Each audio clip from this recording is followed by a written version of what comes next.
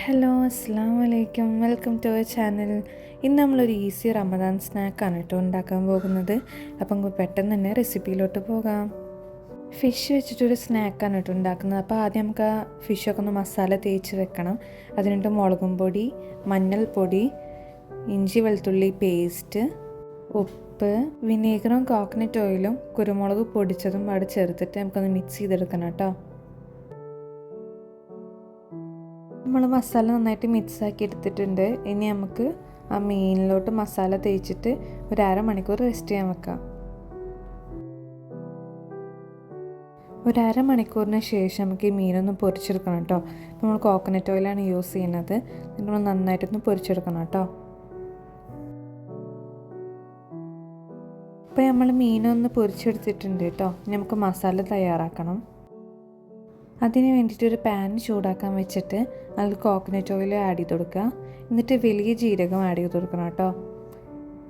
ശേഷം ചെറുതാക്കി അരിഞ്ഞ ഇഞ്ചി, കറിവേപ്പില, വെളുത്തുള്ളി ആഡ് ചെയ്ത് കൊടുക്കണം കേട്ടോ.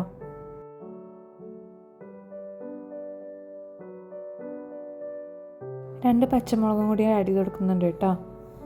ഇനി നമുക്കൊന്ന് മിക്സ് ചെയ്തെടുക്കണം. ഇതിൻ്റെ ഒരു പച്ചമണം മാറുന്ന വരെ ഒന്ന് മിക്സ് ചെയ്തെടുക്കണം കേട്ടോ.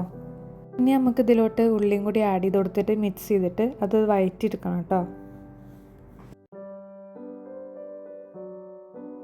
ആവശ്യത്തിന് ഉപ്പും കൂടി ചേർത്ത് കൊടുക്കാം. ഇനി നമുക്ക് കുറച്ച് മല്ലിയിലയും കൂടി ചേർത്ത് കൊടുക്കാം കേട്ടോ.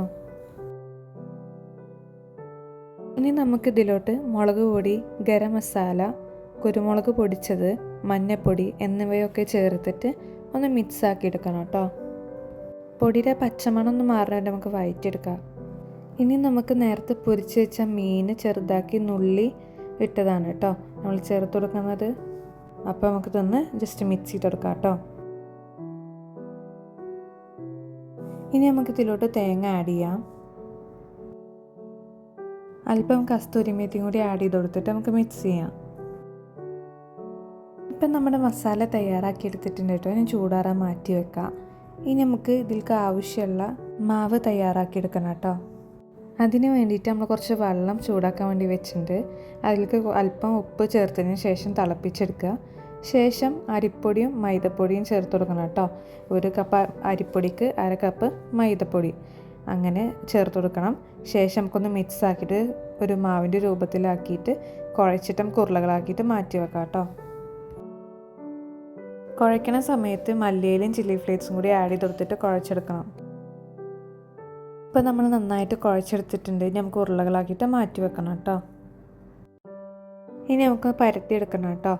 ഇത് ജസ്റ്റ് പ്രസ്സിൽ വെച്ചിട്ട് അമർത്തിയതിന് ശേഷം നമ്മൾ അതിൻ്റെ ഉള്ളിലേക്ക് ഫില്ലിങ്സ് ആഡ് ചെയ്തിട്ട് പിന്നെ നമുക്ക് ഇഷ്ടമുള്ള ഷേപ്പിലാക്കി എടുക്കാൻ കേട്ടോ ചെയ്യുക. ഞങ്ങളിവിടെ ഒരു പൂവടയുടെ ഷേപ്പിലാണ് കേട്ടോ ആക്കിയെടുത്തിട്ടുള്ളത്.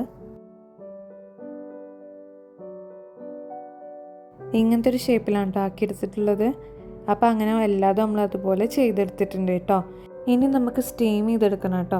പാത്രത്തിൻ്റെ ചുറ്റും നമ്മൾ എണ്ണ തേച്ച് വെച്ചിട്ടുണ്ട്. അത് ഒട്ടി പിടിക്കാതിരിക്കാൻ വേണ്ടിയിട്ടാണ് കേട്ടോ. അങ്ങനെ നമുക്ക് ജസ്റ്റ് ഒരു 10 to 15 മിനിറ്റ് നമുക്ക് സ്റ്റീം ചെയ്തെടുക്കണേ. അങ്ങനെ നമ്മുടെ സ്നാക്ക് ഇവിടെ റെഡി ആയിട്ടുണ്ട് കേട്ടോ. ഇത് ചൂടാറിക്കാൻ നമുക്ക് കറക്റ്റ് സെർവ് ചെയ്യാം.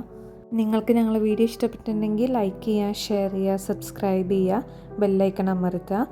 ഇനി അടുത്ത വീഡിയോയിൽ കാണുന്നവരെ ബൈ.